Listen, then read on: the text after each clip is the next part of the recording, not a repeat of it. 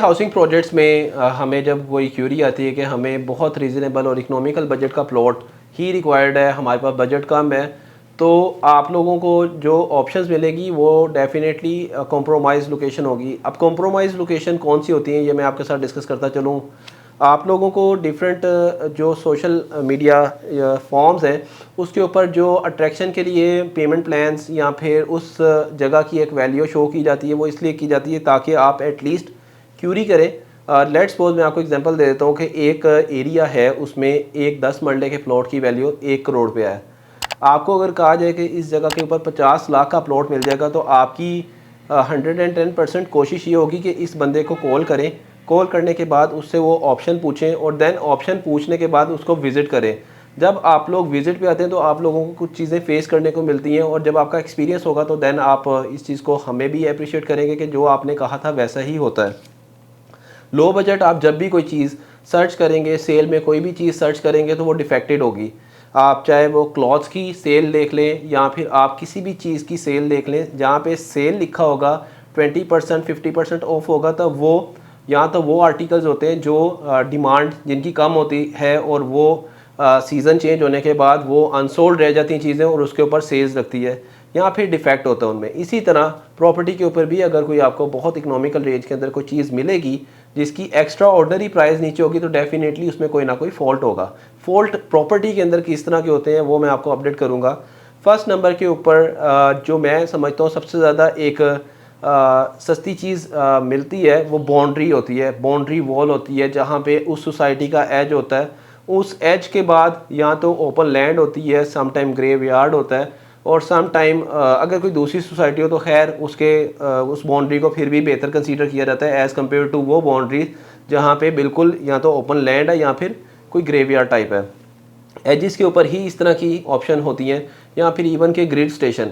तो आप एक एरिया है, लेट्स सपोज आप क्यूरी करते हैं और आपको पता चलता है 1 करोड़ का प्लॉट है और उसी जगह के ऊपर अगर आपको 50 लाख में कोई ऑप्शन मिल रही है तो आप ये चीज़ समझ जाएं कि आपके बजट के अकॉर्डिंग तो ऑप्शन मिलेगी लेकिन उसमें आपको कॉम्प्रोमाइज़ करना पड़ेगा।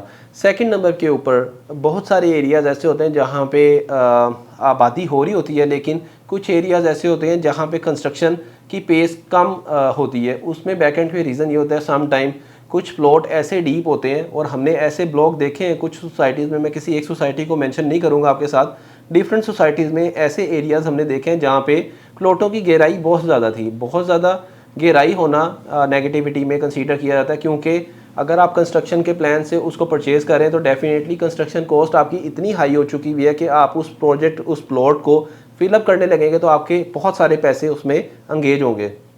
सेकंड नंबर पे आपका बेसमेंट का प्लान है तब तो आपको सूट कर जाएगा, लेकिन हर बंदे का बजट बेसमेंट का नहीं होता। और इवन के मैं समझता हूँ बेसमेंट वाले घर आप अपने लिए बना रहे हैं तो ठीक है, लेकिन आपका अगर मकसद ये है कि आपने 2 4 5 साल बाद शायद इसको बेचना पड़े तो आपको वो बेसमेंट की जो कॉस्ट है वो कभी भी रिकवर नहीं होती और आपको कंसीडर उसी स्लैब में किया जा रहा होता है जैसे कि 10 मरले के एक घर का नॉर्मल घर का रेट लगता है, वैसे ही बेसमेंट को अवॉइड कर दिया जाता है। तो आप लोगों को भी मशवरा ये है कि आप लोग जब अपनी वर्किंग कर रहे होते हैं नॉर्मल रूटीन के अंदर एक जनरल डेप्थ जो है मैं समझता हूँ 4 से 5 फुट गहरा प्लॉट फिर भी समझ आता है, लेकिन इससे ज़्यादा गहराई होगी प्लॉट की तो डेफिनेटली आपको बेचने में भी प्रॉब्लम आएगी, क्योंकि एक दफ़ा जब आप प्लॉट ख़रीद लेते हैं तो उसके बाद आपको पता चलता है कि अब बाकी लेन्स एज़ कम्पेयर टू आपकी लेन कम गहरी है और आपकी लेन के ऊपर जब बायर को ला के विज़िट करवाया जाता है तो डेफिनेटली बायर इतनी सेंस रखता है कि उसको पता चलता है कि यार ये काफ़ी ज़्यादा गहरा प्लॉट है और इसके ऊपर जो इन्वेस्टमेंट करेंगे आने वाले टाइम के अंदर बायर अगेन स्टैंड करना मुश्किल होगा।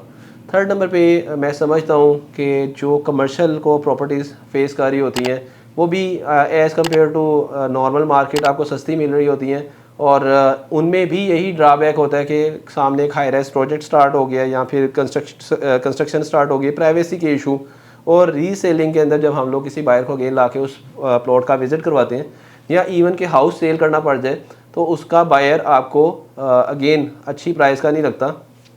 ये भी एक ड्रॉबैक है। ग्रेवयार्ड को ऑलरेडी मैं मेंशन कर चुका हूँ कि ग्रेवयार्ड पास होगा तो डेफिनेटली आपके प्लॉट की जो प्राइस आपको सस्ती मिलेगी, आप ख़रीदने आ रहे हैं और बेचती दफ़ा आपको सेल करना मुश्किल होगा। 2 4 5 10 लाख 15 लाख तक का भी फ़र्क देखते हैं हम मार्केट के नॉर्मल प्लॉट से, लेकिन बेचने में उतनी ही प्रॉब्लम आती है उस प्लॉट को बेचने में।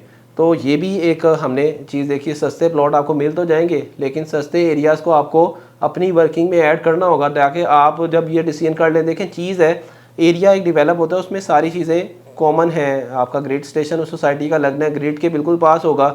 High tension wires sometime plot के पास से गुजर होती हैं। अगर आप लोग खुद इस चीज़ को अंडरस्टैंड करते हैं, इवन कि आप गूगल करें कि हाई टेंशन वायर का अगर कोई रेजिडेंशियल प्लॉट है उसके ऊपर क्या इफेक्ट आएगा, उसकी क्या जो नेगेटिविटीज़ हैं वो आपको खुद आपको पता लग जाएगा कि कौन से रडार्स और जो इस तरह की रेज़ निकलती हैं और वो आपकी लाइफ के ऊपर या फिर इवन के छोटे बच्चों के लिए कितनी नुकसानदेह है। तो आप मेरे ख्याल से कभी भी हाई टेंशन वायर के पास कोई प्लॉट ना ख़रीदें।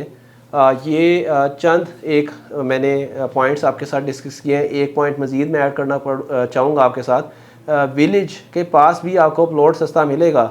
जब आप किसी जगह पे रिक्वायरमेंट करेंगे, एक एरिया है स्पेसिफिक, उसकी काफ़ी बड़ी लेन्स होती हैं। मैं समझता हूँ जो इमीडिएट बिल्कुल उस वॉल के साथ या फिर आपकी घर की बैक साइड के ऊपर अगर विलेज है तो उस घर की भी वैल्यू वो नहीं मिलेगी और उस प्लॉट की भी वैल्यू आपको कभी भी वो नहीं मिलेगी जो एक नॉर्मल प्लॉट की आपको मिल रही होती है। तो इन एरिया से अवॉइड करें। सस्ते प्लॉट आपको ज़रूर मिलेंगे लेकिन इस तरह की लोकेशंस के ऊपर मिलेंगे। थोड़ा सा बजट आप कर लिया करें, थोड़ा सा दूर एरिया में आ जाएं, थोड़ा सा बेहतर एरिया के ऊपर आ जाएं जहाँ पे आपको मॉस्क नज़दीक लगती है। स्कूल का नज़दीक होना ठीक है, स्कूल के सामने घर होना ठीक नहीं है, ये भी नेगेटिविटी में कंसीडर होता है। इसी तरह आपकी कमर्शियल मार्केट नज़दीक है, ठीक है, सामने है तो नेगेटिविटी है। ये सारे कुछ पॉइंट्स हैं रियल एस्टेट के अंदर हमने थोड़े बहुत जो आपके साथ डिस्कस किए हैं। आप लोग भी अपना एक्सपीरियंस शेयर करिएगा। आप लोगों का भी प्लॉट है अगर इस तरह की लोकेशन के ऊपर तो उसके लिए मैं माजरत चाहूँगा, क्योंकि नॉर्मल रूटीन के अंदर हाउसिंग सोसाइटी समटाइम बैलेटिंग करते हुए इस तरह के प्लॉट्स ऑफर कर देती हैं, अलॉट कर देती हैं और देन वो क्लाइंट फिर इस चीज़ को फेस करते हैं। तो उसके लिए आप लोग कोशिश किया करें बैलेटेड प्लॉट की तरफ चले जाया करें। इंस्टॉलमेंट के ऊपर ऑप्शन जब परचेज़ करते हैं तो उसमें ये वाले इश्यूज़ आपको फेस करने को मिलेंगे।